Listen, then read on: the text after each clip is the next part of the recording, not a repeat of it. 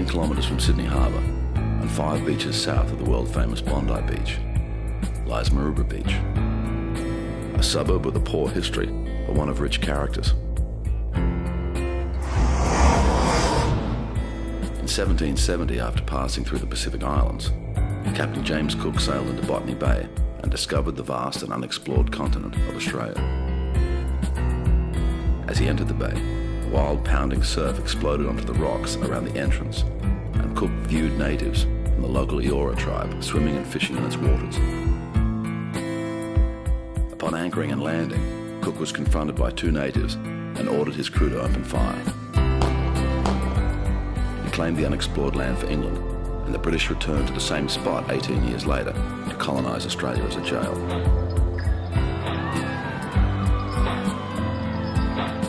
It was a harsh beginning for the first convict inhabitants of modern Australia, and for the native Eora people, whose lands included the nearby beach of Maroubra, a name meaning place of thunder.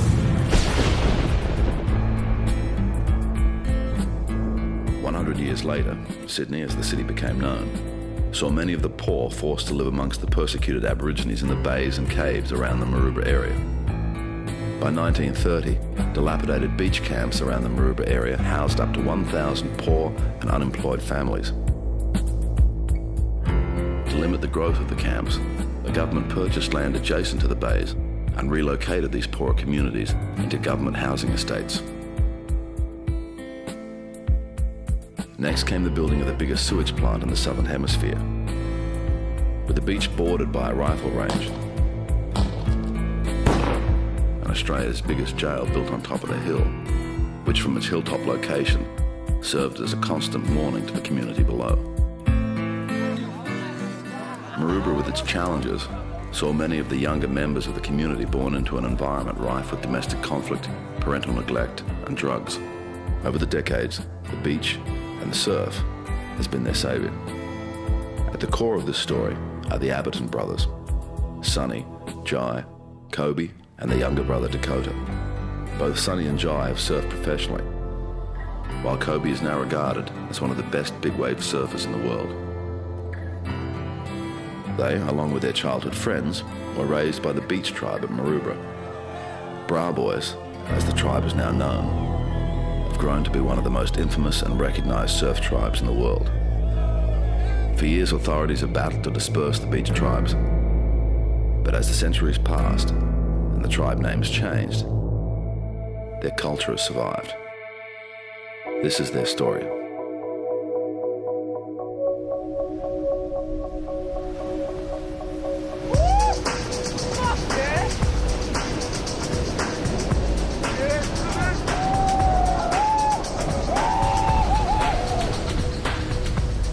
I would honestly say, without a doubt, the most localized surf community I've encountered is Maroubra.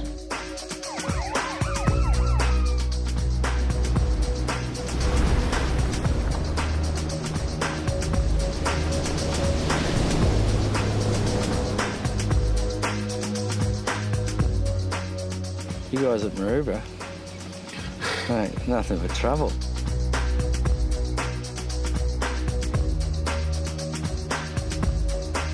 Nah, I don't think we were bad. We were just cheeky little grommets, mate, you know. You can have a big community that all sort of, kind of hangs out. These guys all hang out, and they got each other's backs, and no matter what.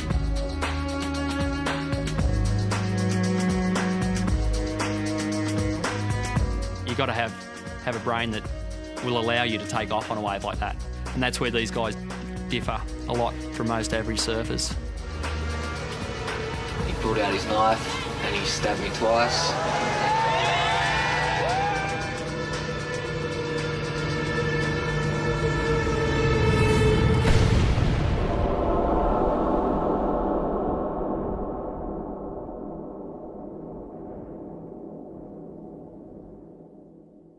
I lived in a house where my mum was a heroin addict and my mum's boyfriend was a bank robber. They didn't really control the house. Me, Sonny and Jai pretty much done whatever we wanted to do. Went to school on whatever days we wanted to do. And the beach was our life. That's all we had, really. and we didn't have much money.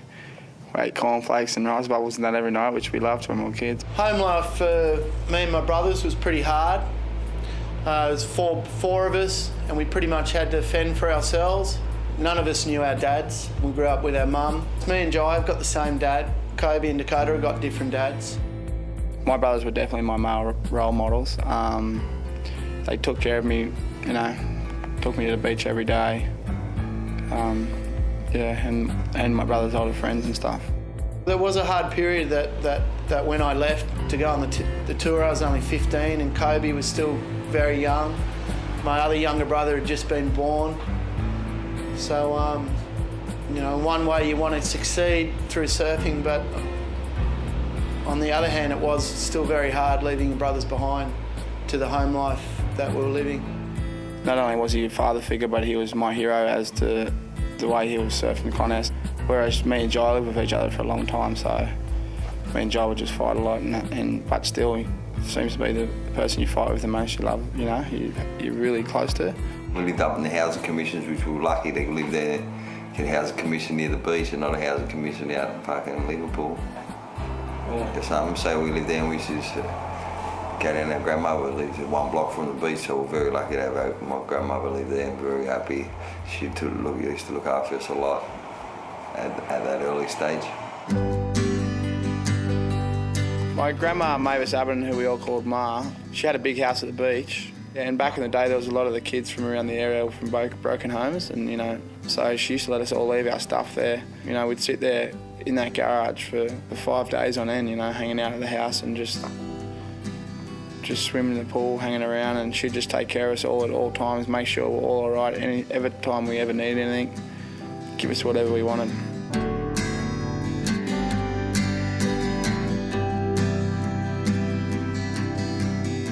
Ma's house was like the clubhouse for all the, you know, the Bra Boys.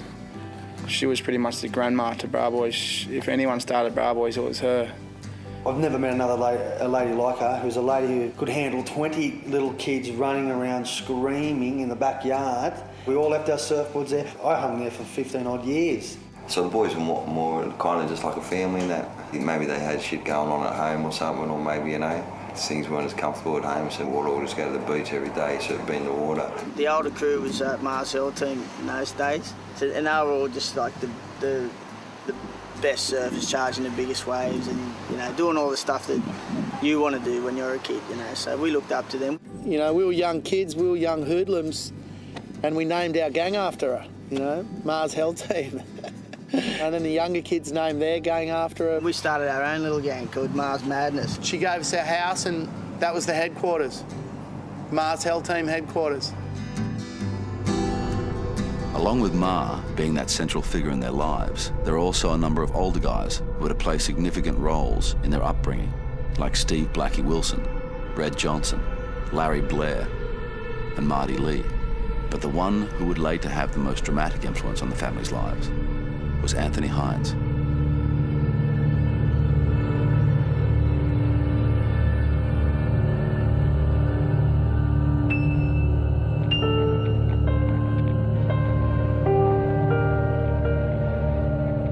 There'd been gangs or different groups of guys coming down and targeting surfers or fighting with surfers since the early 50s, or as long as anyone can remember. But around the early 1990s, the gang violence really started to increase. And we started to get weekly attacks of different gangs coming to the beach to fight surfers. We'd had a lot of stabbings and a few shootings. We don't want drama, we keep to it all, but when you push a man out of his comfort zone, there comes a time that his brains are dismissed to throw. Now it's on, it comes up, hey, let's go. I was digging with the bullets. It just became a part of our daily lives, you know. Just seemed we had to always be ready, because you never knew when it was going to go down.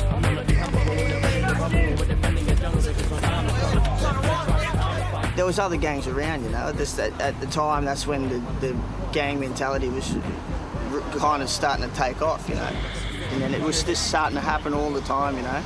Dances and, you know, down the beach, you know, even coming down here and starting to do it. And we just, and then, you know, and as we grew up and got to go into the pub and stuff, then it started happening there. Back against the wall and I'm ready to brawl, ready for war.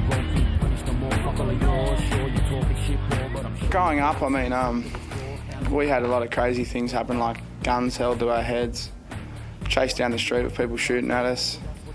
And, we were in a car one night and people shot up the car. All sorts of things. But it's good, it turns us into what we are. Have you ever been stabbed or shot? Yeah, shot. When I was 14, 15. I was stabbed there, just on the left arm there. Not to be a coward and run away, I had a bat down my pants and I only had one of my other boys there with me. Why'd you have a bat down your pants? Oh, fuck, when we were growing up, there was always homeboys and that, creeping around down the beach. You always had to be prepared while you walk around by yourself. Pulled this nice silver gun out of his shoulder holster, stuck it right in my chest, and as I backed off and went to grab it, he let it go, and the round ended up going through both my legs. Thought it entered through that one there, and came out through that one there, and it just ended up going straight back into my knee here. Did the police ask did they ask you to identify the guy? Yeah, they asked all that. And did you? Nah, no way in the world, nah. He pulled out his knife and he stabbed me twice, and then went to stab me again but missed. Knife went in there, that's from the operation, and once in there. I felt like I just got winded pretty bad, and then I grabbed my stomach and I felt a handful of intestines hanging out. Now that I look back on it, it's the day that I walked in and found my mum shooting up heroin, and then my mum's boyfriend hit me. I'd come into the house and I caught them all in there shooting up heroin, and I said, get out of the house, and then my mum's boyfriend jumped up and hit me with a baseball bat, told me to get out of the house, and I went flying down the beach, seeing Sonny, and Sonny just gave me a big hug and said, look, we've got our own family of friends. And from that day forward, I think it made us all realise that, the family life at home can finish at any time, but the boys will never die, The boys will always be there for you. And that's how it felt. I think from that day it started. In those early 90s, everything seemed to be falling apart. Kobe had just been thrown out of home. The gangs were coming down and attacking. Then, our only real structure was Ma's and Ma's house, but Ma had a stroke and she was left paralysed and speechless down one half of her body. So we knew at that stage that as a group, to survive and to get through it, that we really had to do something. And we knew that by uniting together, that it would be the only way that we could get through it. And that's how it come about. Sonny actually said, what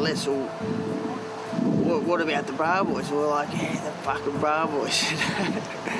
We just came up with a handshake. It was just like more of like it's just a brotherhood for us. The Bra Boy grip is like that. It's pretty much the strongest handshake you can possibly do.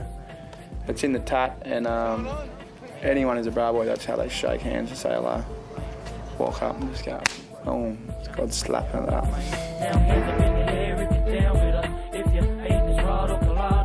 We were just in Ma's garage just talking about it, and then we were like, fuck, we'll go up and we should get a tattoo, Fucking whoever's solid won't be scared to, put their hand up and say, yeah, I'm a fucking Bra Boy, And next thing, we were all just covered in ink.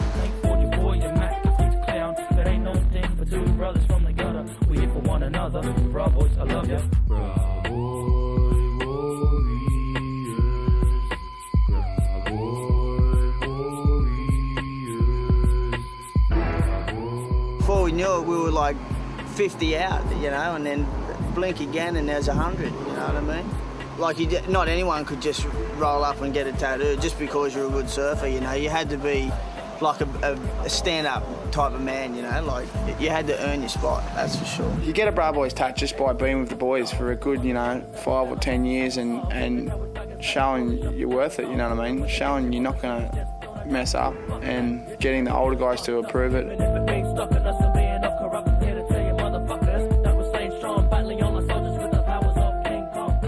There's this responsibility with the brotherhood. You drop everything and turn up no matter what it is. The boys ring you, you turn up. It's a brotherhood, but sometimes it gets, as we've seen, it gets a little ugly. It turns into tribal warfare.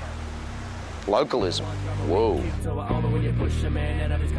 Some people have a real bee in their bonnet about localism and stuff, but mate, if you took localism away and the whole thing would just disintegrate. You're taking away the fact that people are actually proud of where they come from.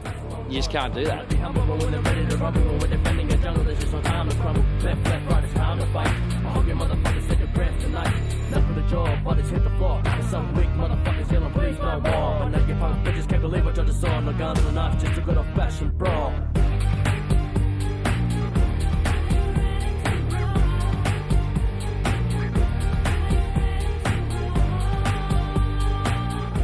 To have that tight group of guys that you grew up with and you hang around every day, that's what Australian surfing's about. You look at the way the coast is made, it's broken up into headlands, places, there's a long stretch between beaches, so it's natural, mate. Surfers have grown up in their tribes, that's the way it is, and you always thought of the tribe over the hill as the enemy.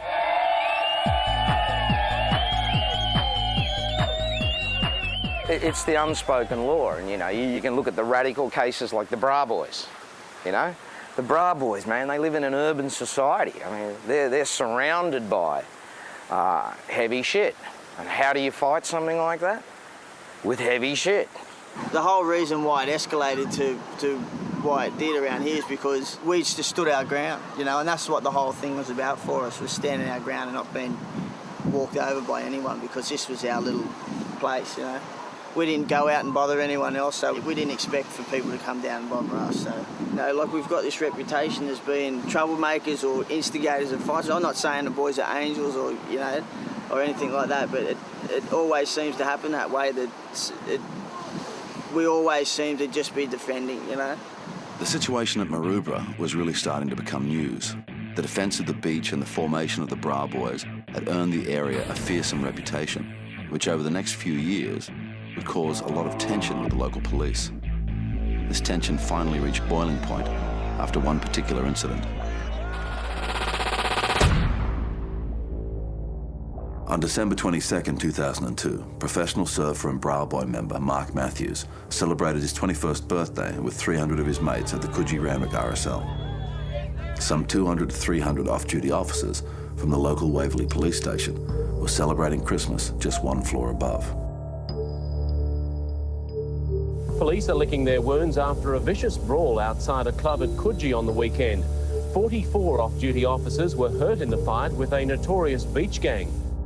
I didn't know what was going on. There was some older people, probably 40 years old, hassling a few of the younger guys. Some of those people attempted to gate crash the police party on a number of occasions and were quite well aware that they were off-duty police officers there. And we sort of walked over and said, come on, what's going on? And then I seen a few people running behind me and this and that, and then it was a bit of a ruckus, and then it was just on. 2 to 3 bodies high of people on the ground. On top of them was like a massive mosh with just punches flying everywhere. It was the only really way we could get out of it was to fight. There was no other way out of it except just fight our way out of it, and that was the end result. Spilled out the front door here onto the front street. All the uniform coppers ended up turning up. Mate, there was helicopters with floodlights on, there was paddy wagons, there was police dogs. It was one of the most hectic things I've ever seen or been involved in.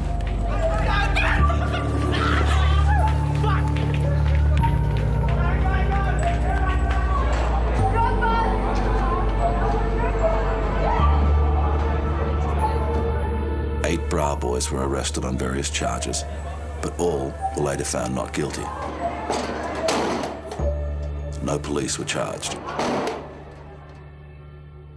The effect it had on the community probably just bred more hatred for the police, I think, than there was before. They say people were getting off without getting convicted, and all the charges were dropped, but it was still costing friends of mine $30,000 to go to court. They were losing the deposits for their home loans and stuff. And they act like we got off scot-free. The thing I was dirty on with the papers and everything was, we get labelled a gang, we get labelled this, we get labelled that. There wasn't not one knife pulled, there wasn't one gun pulled. It was just a good old-fashioned brawl. They call us a gang, they call us all these names, and it wasn't a gang. We're not a gang. It was a fight, and we won. And they were licking their wounds. That's it.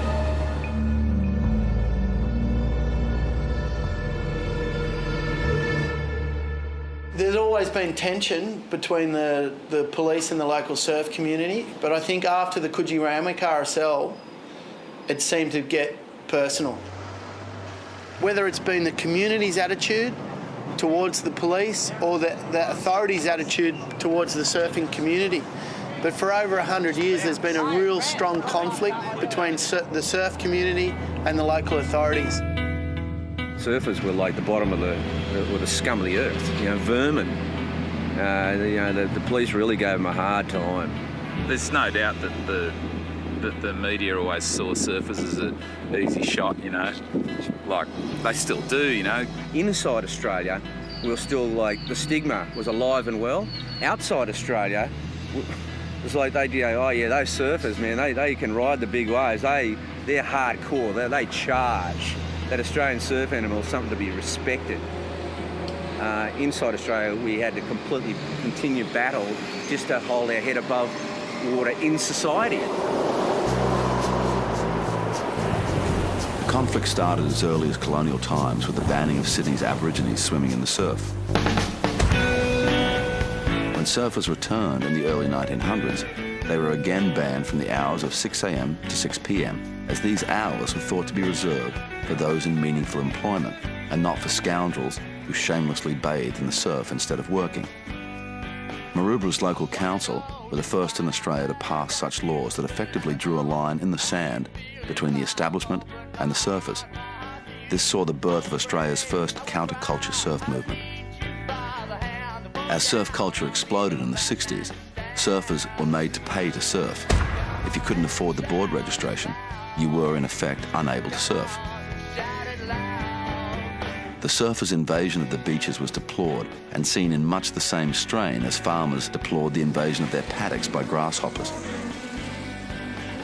But the most ridiculous law to keep them off the beaches was when the authorities made surfers wear skirts while in the surf.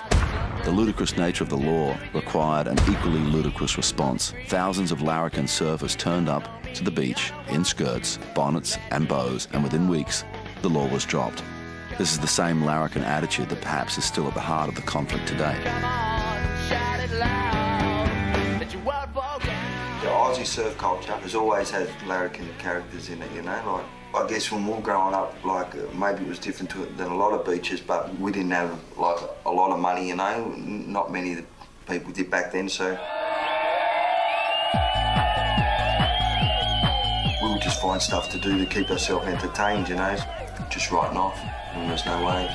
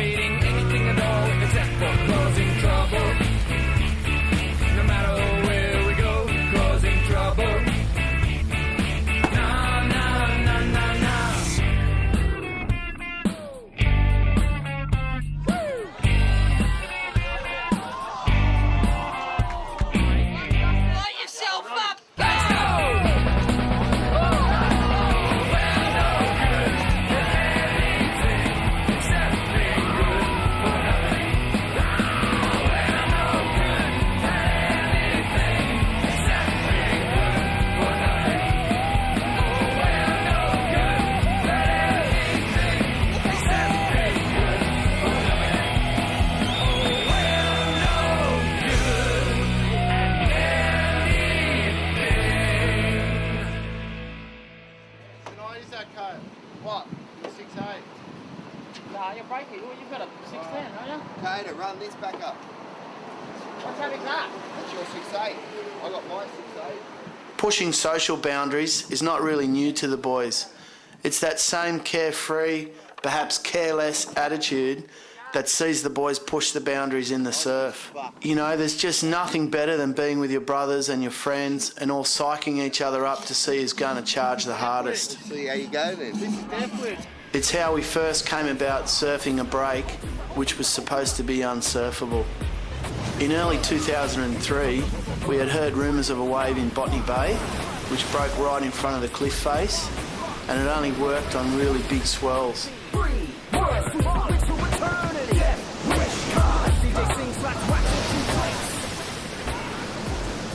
That crazy of a wave, and we just used to watch it. You know, people call me like a wuss and that, but I never really thought of surfing it, and it was just too close to the rocks. It was a good wave to watch, but I'd never thought it'd ever get surfed. And then I saw photos of the guys like Kobe and that riding it, and but those guys are just crazy, so it doesn't surprise me. The wave's just one headland across from us. After checking it out, it looked pretty good, so we named it ours. Don't go too safe. Don't go too safe. And let's stay up late and BRT. There is no point to be alone. And let's play all night here at home. Don't go too safe. Don't go too safe. And let's stay up late and watch TV. Let's have a horror on Blessed Day. And watch a movie as the music hit us day. Don't go too safe.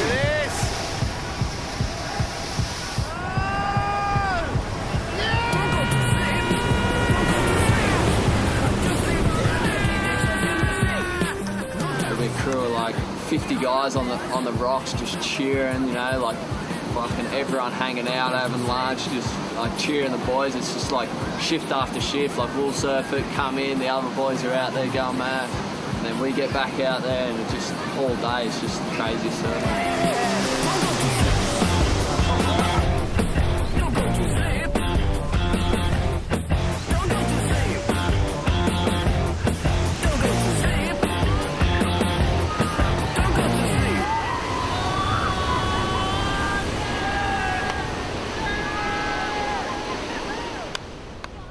Did you get mine? Yeah. 2? That was your 2. Bung one on for the boys, mate. Bung one on for the boys, still got it, eh, bro?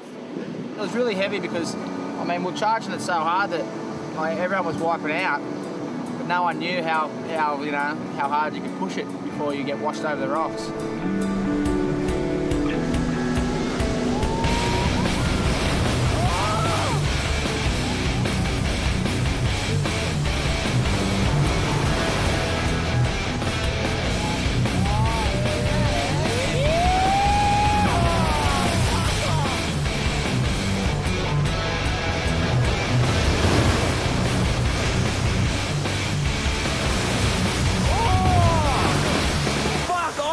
Who's had the best wipeout you've seen out there? Without a doubt, Richie Bass. Without a doubt. That kid got this one. It's probably the heaviest wipeout I've ever seen in my life.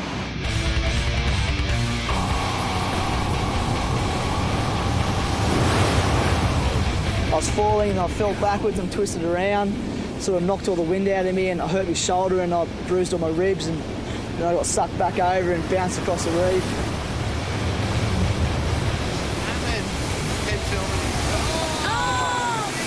Oh my God. Richie's still under.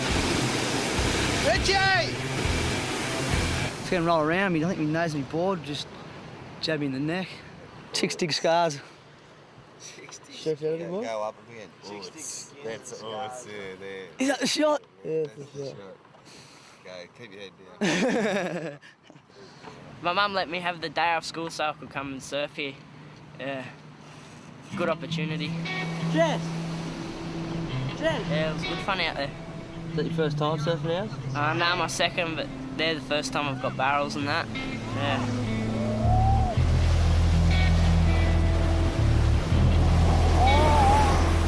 Fucking hope I was nervous. I shit myself. Got that drilled, hit the rock and that, touch the bottom.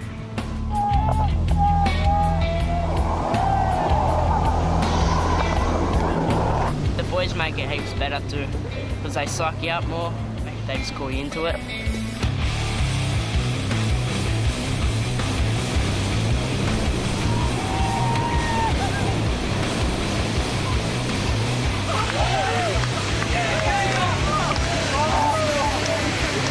looked just so round and perfect, and then when I come out, it's What about being out here with Kobe and the boys fixing it up? Yeah, it's sick being with Kobe and that.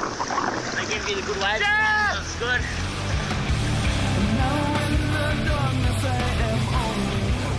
We take the younger guys away on trips and try and push them in the surf, because that's exactly what the older guys did for me, Jai and Kobe, and our other friends who were growing up. And without that, we would have never have found a life of surfing. So we're trying to pass that back down to the next generation. Jess comes from a housing commission background and he's hungry to do good for himself. I've taken him away on some trips and he's charged as hard as he possibly could every time. Yeah, we just watch the swell maps, and if we see a big swell coming, I just ring up Jess and ring his mum and dad and say, Porky, Debbie, we're going here or there. Jess is coming. They say, no, no, no, and I say, yes, yes, yes. Every time we go away, Kobe's got a rule, like if you don't charge, you've got to get your own way home. The whole point of me taking them away on the trips is just letting them have the life that I've had. There's nothing like it. You can earn massive money and do something you love. I picked him because he's respectful and he wants to do it. He doesn't sit back and you know, run off our reputations. He wants to make his own name for himself. The only reason I do go on trips with Kobe is because I'm focused, and he's already told me that if I play up, that he won't take me away. Because Kobe's paying for me to take me away and that, I don't want to let him down.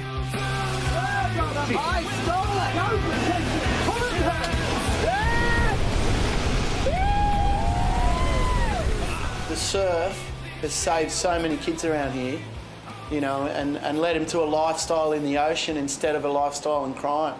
Maroubra Beach has definitely been mums and dads to so many kids in Maroubra. I mean, you go down there and you know you're going to be taken care of. Any kid can come down there, and in a strange way, Maroubra Beach will take care of you. I had my doubts first of all. I was worried about the drug situations and all the fights and all this, with all this gang talk. But no, I'm not at all, not at all. I'm not one frightened, not one bit scared of my son hanging with the boys. Confident in it, it's great. Oh, only when he first started hanging down here, I didn't really know what to expect. He was so young, and then there was the grommy treatment. I'd come down and Joel would be tied up screaming, "Ma!" you know, tied to Jessie or something, eating dog poo and things like this, or he'd be holed up in a phone box. And then I got to know everyone, and I have no issues whatsoever. As Deb said, they treat them with respect, the kids. They look after them. And I think his life is down here. Joel just loves it. There's always been a sense of mistrust with the police in the area. There's a lack of communication between the two, and inevitably some of the younger kids get targeted by the police. This inevitably leads into them receiving small fines for things like loitering, which can stack up quite heavily while they're in their mid-teen years. What happened, boy? Busted. In Australia, the fines are built into the driver's licence system. So by the age of 16, these kids can owe $2,000 or $3,000 in fines. What that means is that they're prevented from getting a driver's licence precisely the time that they need one to become a fruitful member of society. I was only 13 or 14 and I was trying to sell ecstasy pills, and a guy put a gun down my throat and I still didn't give it up, so I basically put my life in front of those tablets. I started stealing, breaking into houses and that, to sort of support my habit type thing. Started using other drugs like ecstasy, cocaine, stuff like that. Stopped surfing, stopped training, stopped football. I used to play rep football and that. But now it's just all gone downhill sort of thing, and then ended up in Juvenile Justice Centre sort of thing. And just, when you're in there, you get locked down in a cage, like 6 hours a day. Was there a message from the older guys? Yeah, there down was. Here at the beach? Can't smoke, don't take drugs, just surf, just, you know, train, get fit, Did they think you were going to end up in jail? Lots of them said that to me. Yeah, lots of the boys said, "You watch out. You know, you're only going to go one place." You know, a few of the boys had already been there. You know, they'd done that. When you get back out into the community, it's sort of like, you know, it's just weird, and it's like you don't fit in, sort of thing. You know, because you're used to being inside and that, and it's just not the way to be, man. It's no life to live at all. How old are you now? I'm only 15, just turned 15.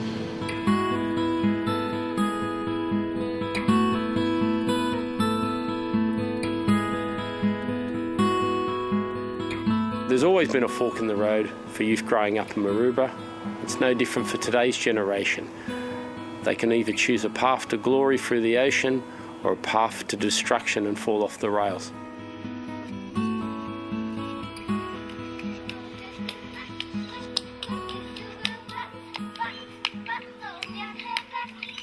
Being a local member of the community for over 30 years, I saw a lot of the older crew who got into crime end up in Long Bay Jail, which was practically in our backyards. In particular, a violent standover character by the name of Anthony Hines, who I knew from his early teenage years. Hinesy ended serving 5 years for rape.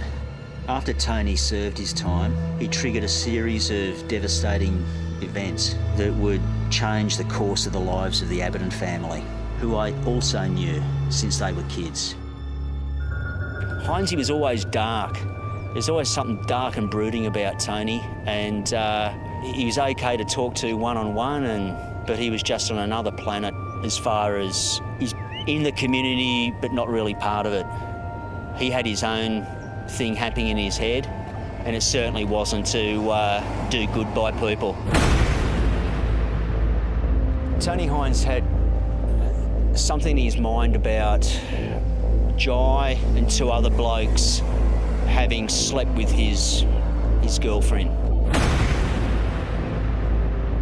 Out of the 3 guys that Hines had this obsession with, he wanted to get revenge. One of the guys is now dead. Another guy has been bashed within an inch of his life and his sanity. He was that battered around the head by Hines. And thirdly, Jai was the next guy in line. That seemed to be Hines's plan. What you got to realise was Tony was a really good friend of mine since a young age, you know. For me, I was spewing that such a good close friend put me in a situation like that.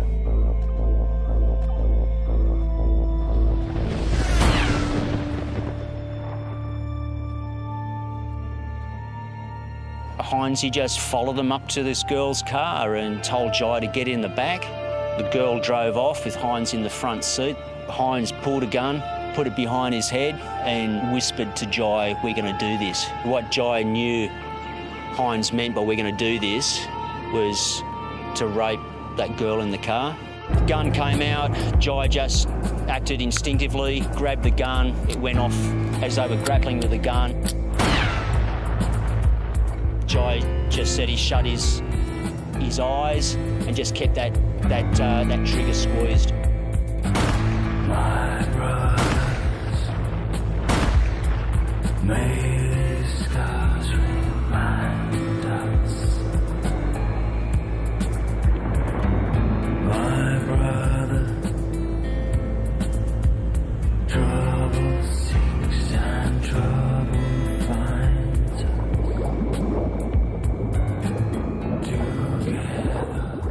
Bloodstained drag marks led police to Mistral Point at Maroubra.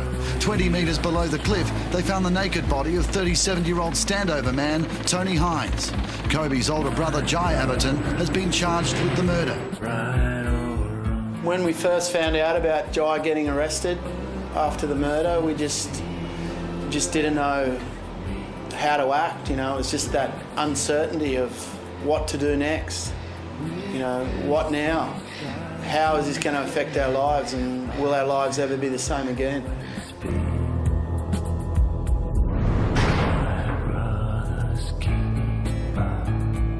Six months into Jai's incarceration, Kobe was arrested by police for refusing to assist with the investigation. He was charged with accessory to murder after the fact, hindering a police investigation, and attempting to pervert the course of justice.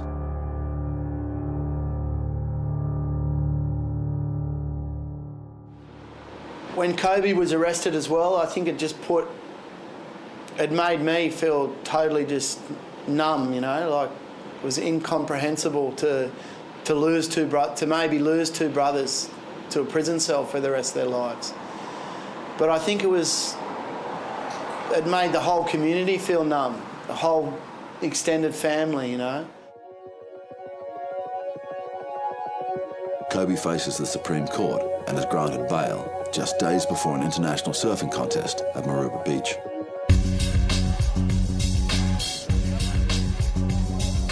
When Kobe was released 3 days before the pro contest and he drew Kelly Slater in his first heat, the whole atmosphere, the whole tension in the beach, it was electrifying, you know.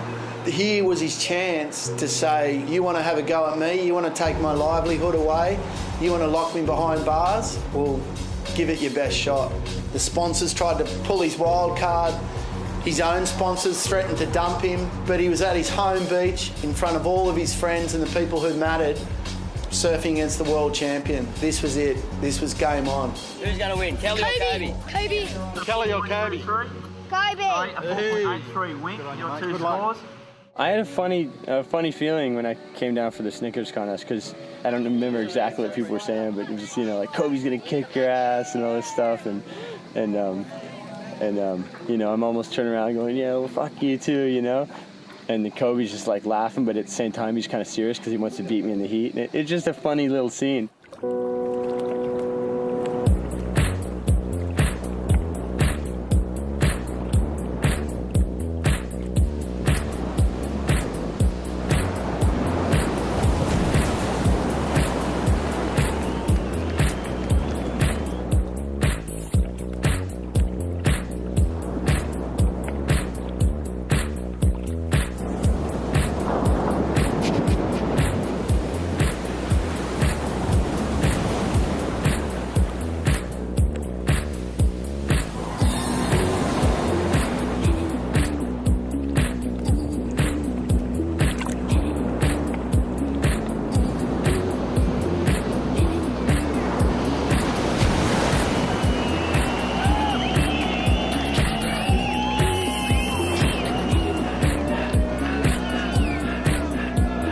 When he won and came down to the water, the whole beach surged forward and just formed a big tunnel for him, and it was amazing, you know. He'd done it with his back up against the wall. He was representing him and the whole family and the whole beach against the world's best, and it was amazing. It was amazing. Yeah, bro.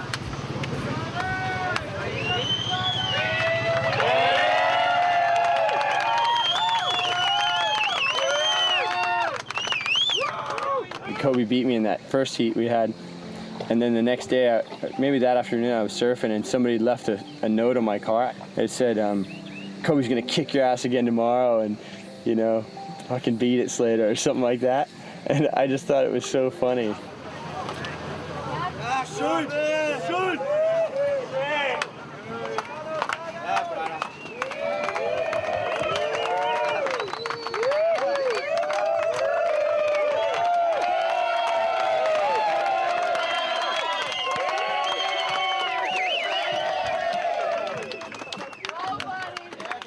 I was facing 15 years in jail if I was found guilty. I'm just ringing up to see how that swell is in Tahiti. I just thought, fuck it, in between all these court appearances, I want to go and surf the biggest waves I can, the biggest waves in the world. 17 seconds, so it looks pretty I took Mark with me and we surfed some of the maddest waves ever.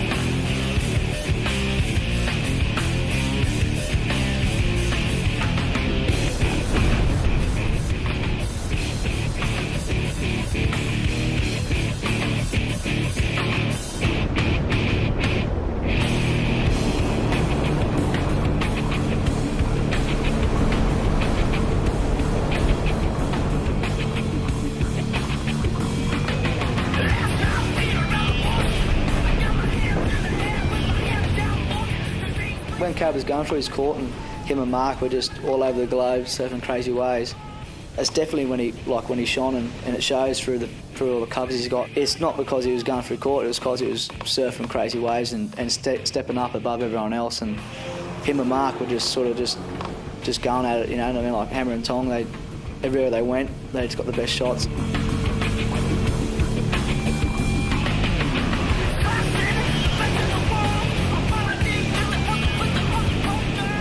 Me and Mark, good rivalry. It's dangerous, but it's good. One of us could die one day from it, but I'm ready.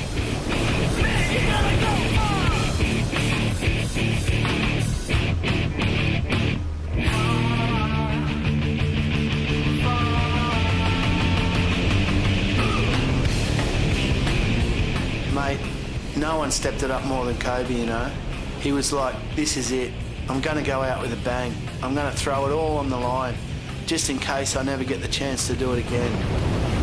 And after his performance at Jaws, Kobe teamed up with big wave legend Laird Hamilton, who'd go on to tow him into one of the biggest barrels ever ridden in Fiji. Kobe had the thing going. It was his birthday. It's your birthday. Today's your birthday, you know, and he was like, he was going to get his present. So he got his present. I was glad to be the fortunate one to be able to give it to him. I enjoyed it. It was nice. And I had a front row. I was looking straight in the barrel at him. You want a champion or be a homeboy? Yeah, I'm the fucking number one champion.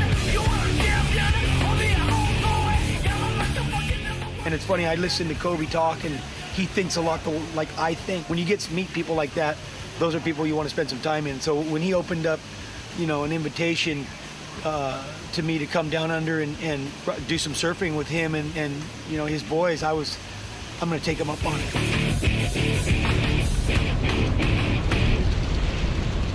The period that me and Mark were chasing those really big waves, I've been waiting for that my whole life, and it was really fulfilling. It was a shame that I had so much bad stuff going in my life because I really didn't get to appreciate it. That was the best one all day. That was the best one all day.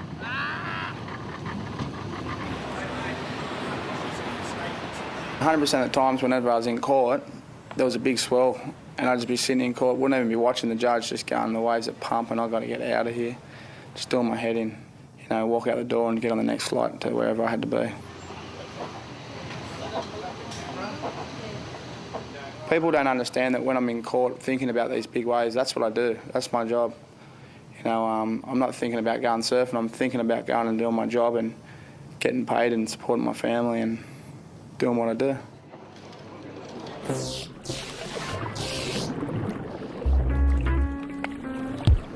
Met up with Laird again. Laird towed me in all the ways. We had a ball.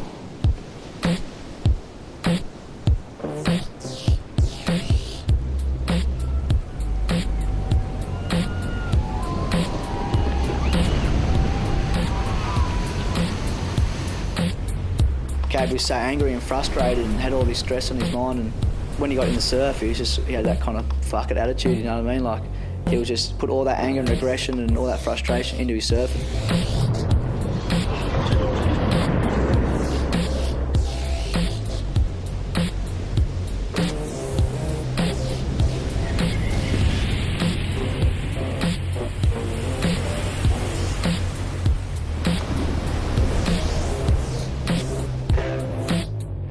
Kobe leaves Tahiti with his final court appearance in less than 24 hours. How do you think that'll affect the surf community if Kobe does go to jail tomorrow?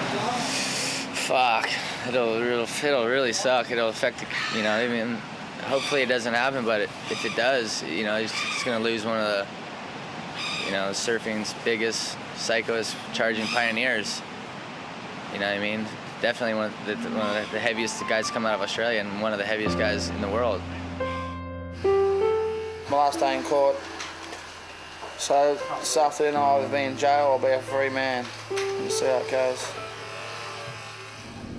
Mate, I'll be happy just to get on with my life again. Start trying to do good things for my family, make money and buy houses and, you know, sell them and get my little brother good education and help out with the family, the money. Because before this, we're doing really good. Better than my family's ever gone. So, yeah.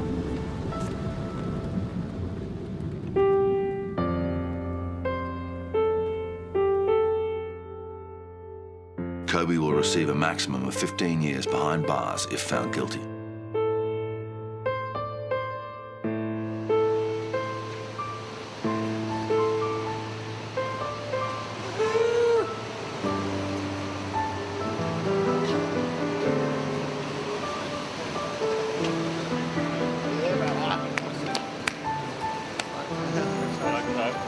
Congratulations, mate. Just got to go up to the... How do you feel, Cope? Feel good.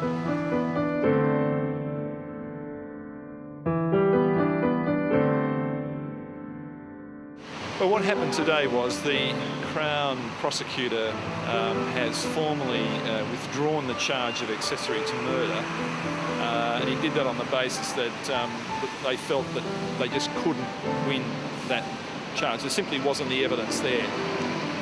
And what's left are some, what are known as backup charges. It's a backup charge of pervert the course of justice and also hinder police. And I think what will happen in the fullness of time is that they'll probably go away as well. But we won't know that for about another 4 or 5 weeks. Guess what? You're off court today. Read all the charges, Mark. Not guilty. I'm a free man.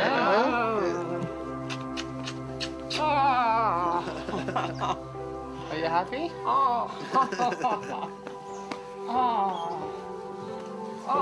Thrown out of court. I know why. We went to court today. Threw it out.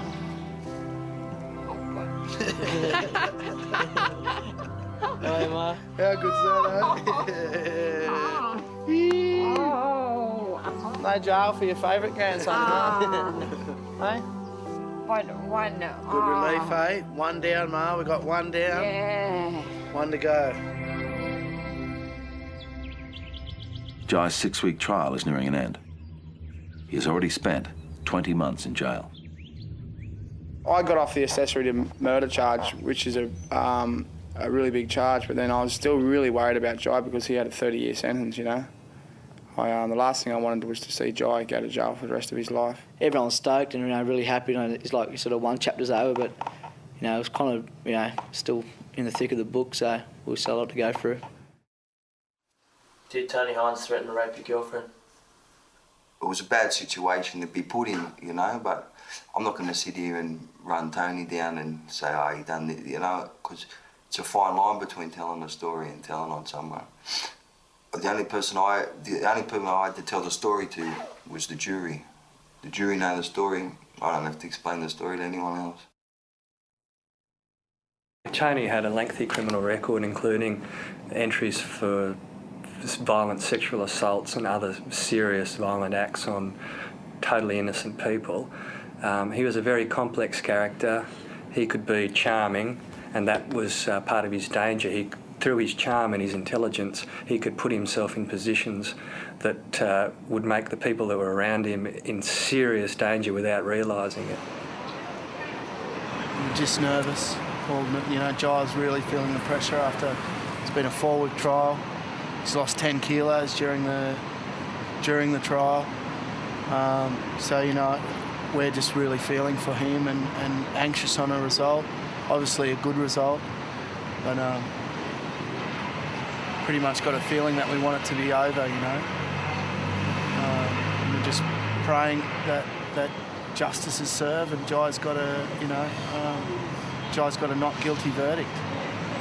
It's just being away from your loved ones, being away from the ocean, All the young kids and that out there, they never will go there kind of thing. Like for us, we're surfers, and for any kids out there. This was always going to be difficult. The circumstances of the events themselves painted a poor picture. But it was important for us to be able to get out the facts behind the events that happened. Oh, mate, fuck, that's stressed. Do you want it today or tomorrow? I'm going to make phone calls to people to say, yeah, looks like we're going to get one today. How long you been locked? I don't know, mate. It's just...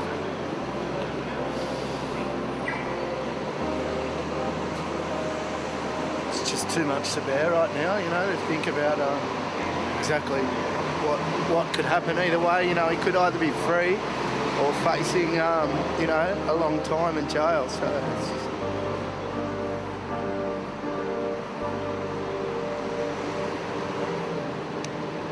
Fuck. So hectic,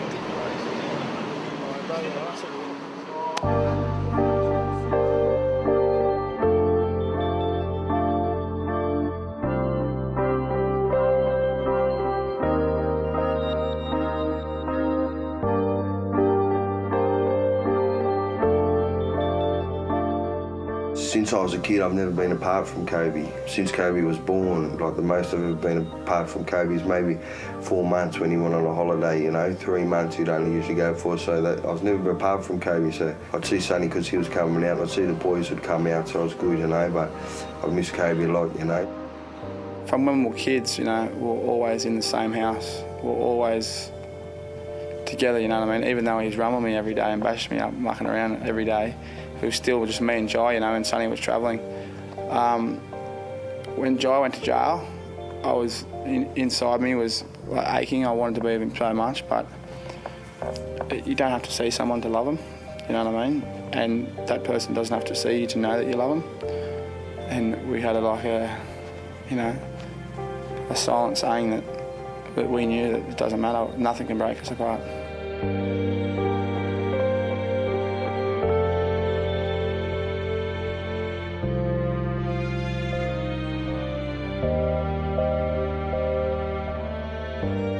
See my grandmother too, you know, like that was one of my worst fears, you know, like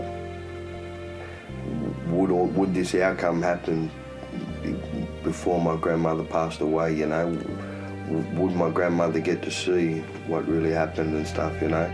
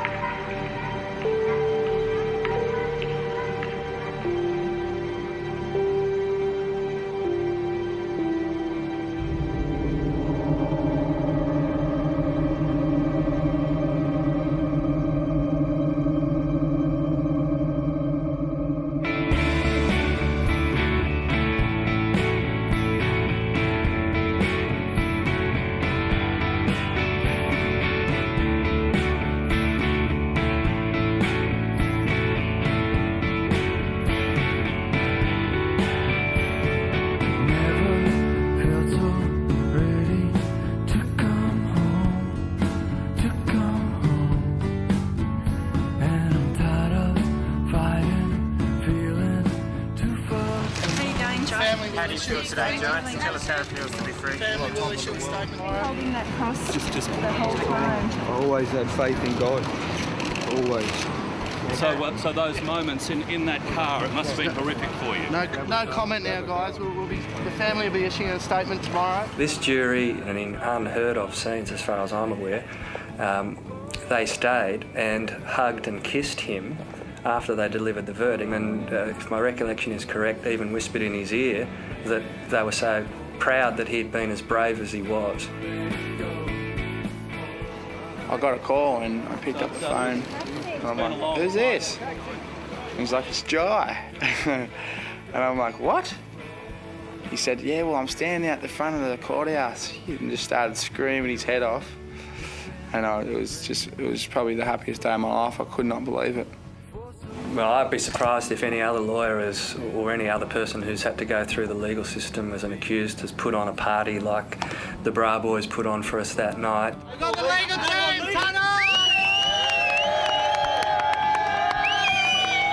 The party was one of the most moving moments of my life. They formed a guard of honour for us. They cheered and shouted our names. There were women and children there, all people from the community, and it just really made me feel fantastic to have been able to do something like that for a person like Jai.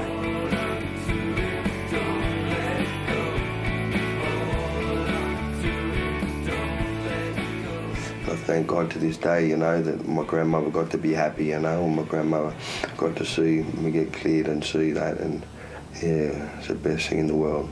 Now, the jury also had the alternative of finding him guilty of manslaughter if they thought that Aberton didn't think that the shooting was reasonable. Instead, the jury let him walk away a free man.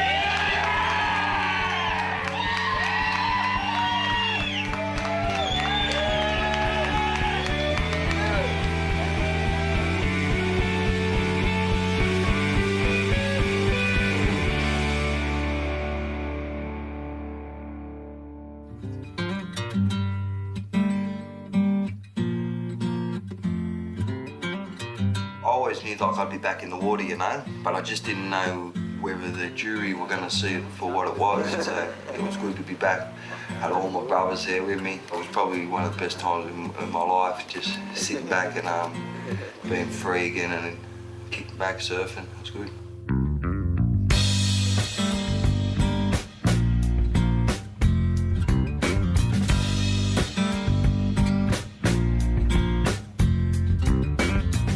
To tell you the truth, I never thought it would happen, so it's the best thing ever. I used to fall asleep crying thinking about him, you know, not being able to surf with me again, so you can see how happy he is too, so it's mad.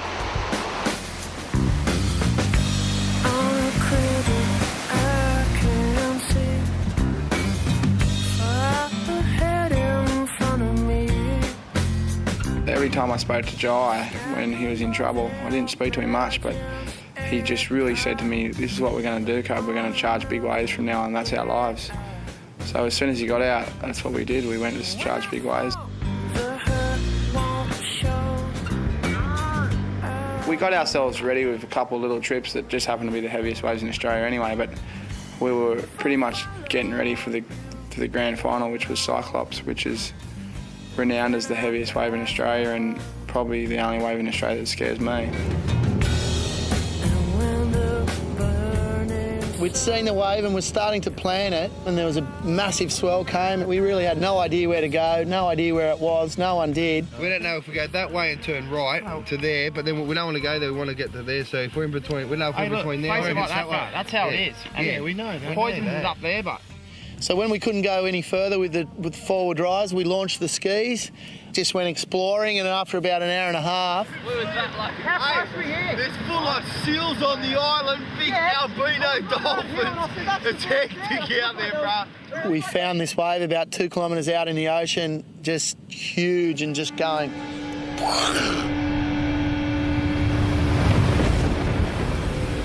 It's the sort of place, if you could take the wrong wave, regardless of who you are, you know, Kelly Slater, Andy Irons, Kobe Aberton, you take the wrong wave and you're going to eat it. And when you eat it there, it's probably about the worst place you could wipe out in the world.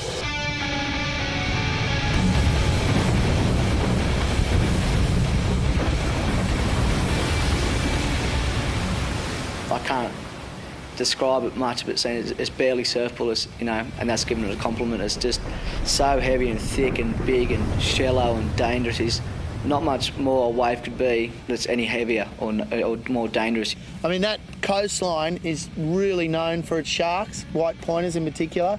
There's some beaches not far from there where there's 4 or 5 tombstones on the beach for people that have been eaten. Cyclops is so scary because you're 6 hours from the hospital.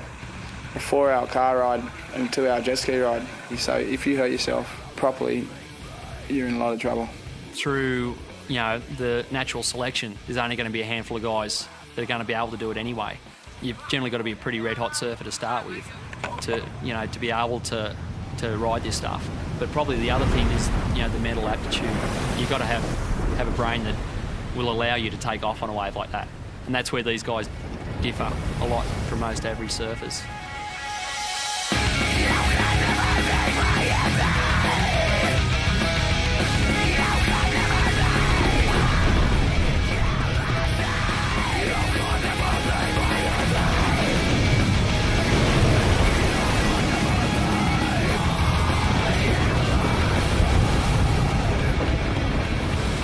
One of these things with these trips that there is a lot at risk a lot of the time, and when Kobe cut himself on the 3rd wave, sliced 2 veins in his arm, and we're in shark-infested water, we basically had to make the decision, you know, do we pack up and go, or do we at least try and do what we came in to do, which is surf in one of the most dangerous waves in Australia. So there's gotta be fucking 10 great ones here in 5 seconds, bro. Let's make under ourselves, man. You can. We've been left to drown.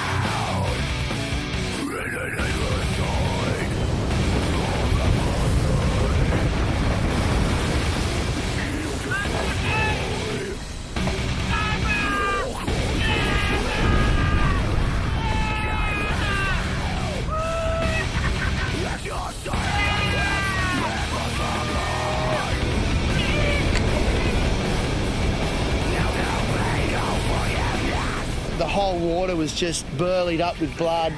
We didn't see any sharks, but they were definitely there. And we had, the wave was so shallow and so dangerous that you couldn't wear a leash to your board because that would drag you over onto the rocks and over onto the reef.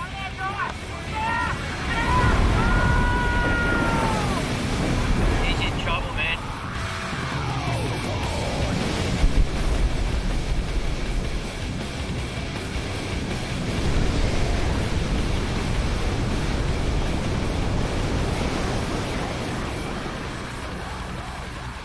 Oh, Beef's got the hell. Beef's got the first aid kit, but we'll get a towel around that now so don't get blood all over.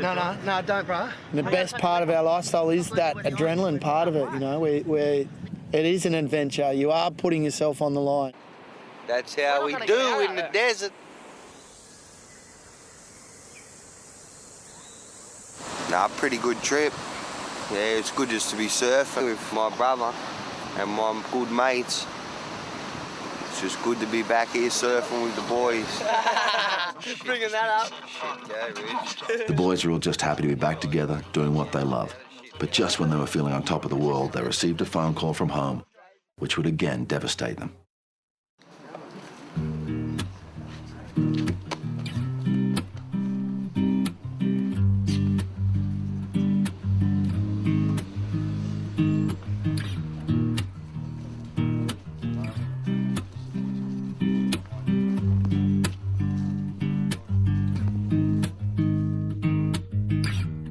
This day is getting older and fading right. It's beautiful. This wind is blowing colder, and too soon I'll feel its pull. Still, I took all my chances. It's just sad to see such a lady who gave everything. Like, she gave us a house. The backyard, the pool, there's a full clubhouse at the back. You know, there's a lady who just opened the door to just, you know, just struggling kids. Can be both heaven and hell. So sturdy up your heart. For the road is long ahead. That was a big heart-wrenching thing for us to see, that for Ma to die while Jai or Kobe was in jail, you know. Well, almost would have been like she'd failed. So,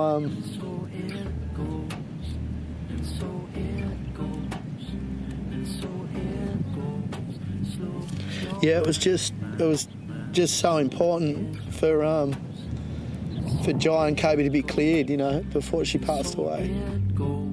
Slows your mind, mind.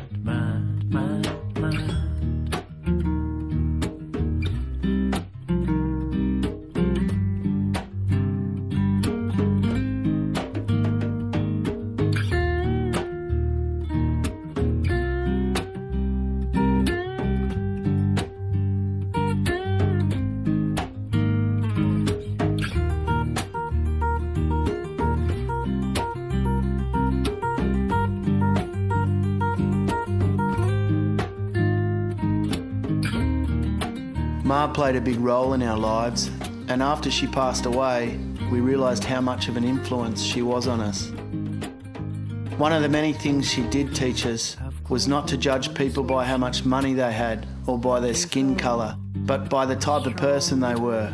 Perhaps it was Ma's wisdom that would prepare us for yet another dramatic turn in our beach community. When she died, the ocean, my tears. I've tried to teach you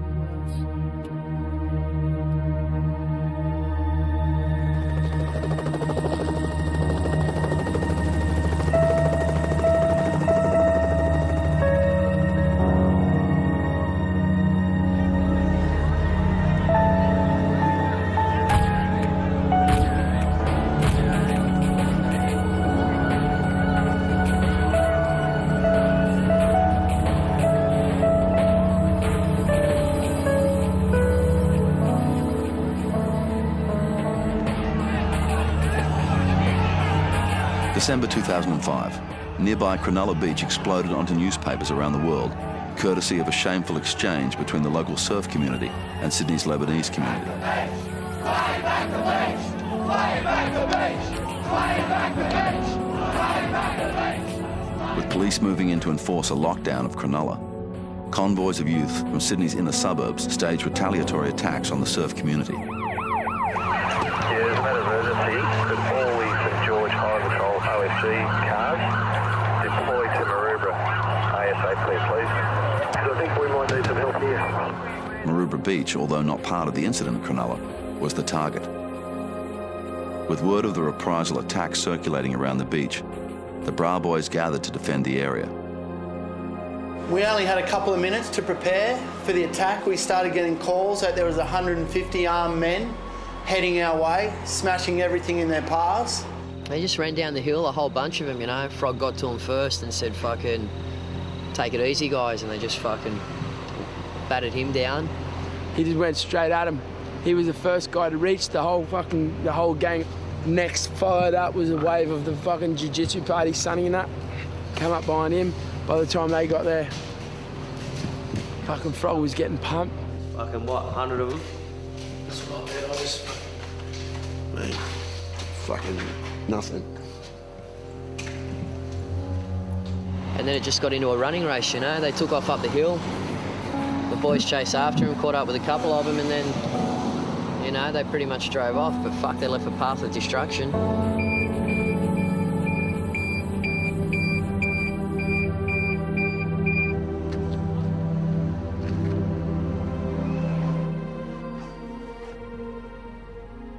The following day, with sensational media reporting about a race war between Anglo-Australians and Lebanese Australians, the Bra Boys used their association with migrant communities to work behind the scenes to help broker a peace deal between the warring factions. Maroubra's had a very good relationship with the local Lebanese community here for around 10 years. We're calling for calm on the beaches. And we've never, ever backed these things against the Lebanese community. Never. We never have, and we never will. Was it true the Bra Boys were involved in protecting the police last night? We don't protect police, full stop. It was a defining moment for the Bra Boys, so often criticised for their antisocial behaviour and running battle with authorities. There was some confusion about their role as peacemaker. We called for peace in the race riots because, number one, we had nothing to do with what happened at Cronulla.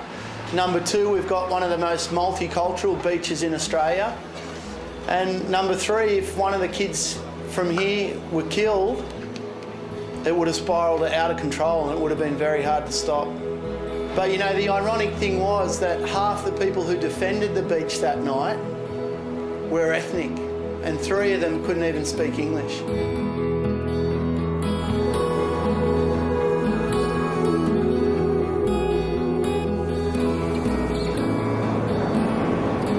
We think the beach belongs to everyone, but when people go to a beach, any beach around the world, they need to realise that there might be a whole history and a culture there, spanning for generations, and that should be respected. After a 3-year rollercoaster ordeal, the Abberton brothers and the rest of the Bra Boys are back together where they belong. And as time goes on, and the tribe names change, the ocean will continue to give solace to the youth of the Place of Thunder, and the next generations will fight to keep its culture alive.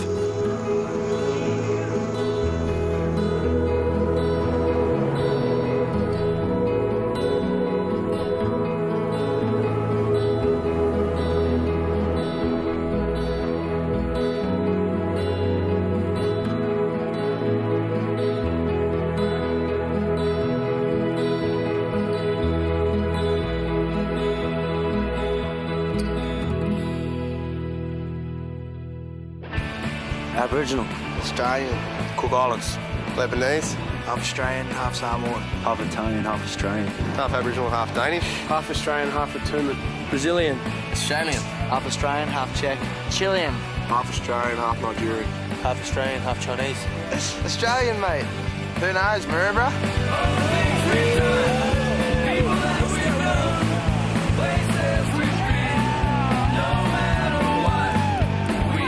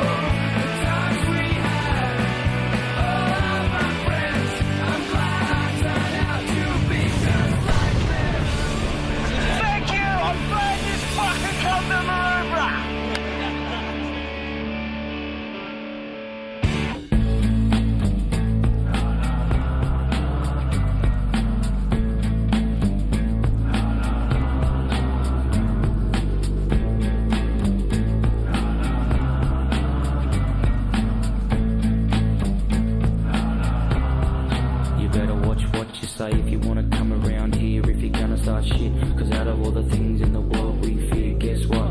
None of them are you. And this is not South LA, this is South Sydney. This is where we grew up, that's the corner where I first threw up. And over there's a spot where I first kissed a girl. This is our world. Ever since we were kids, we had people driving down all the streets where we live. All of these wannabe gangsters looking for a fight, trying to come up against us. We had to band together, now we all got the same tattoos. Now we're on the news, yeah, now we've got a reputation. Now there's all of these punks who want to test themselves, see if they can best us. But stop, just for a second, try and imagine yourself in the same situation. Do you reckon that you're running it hard, or would you stay where you are, or would you put up a fight? 2 feet on the ground.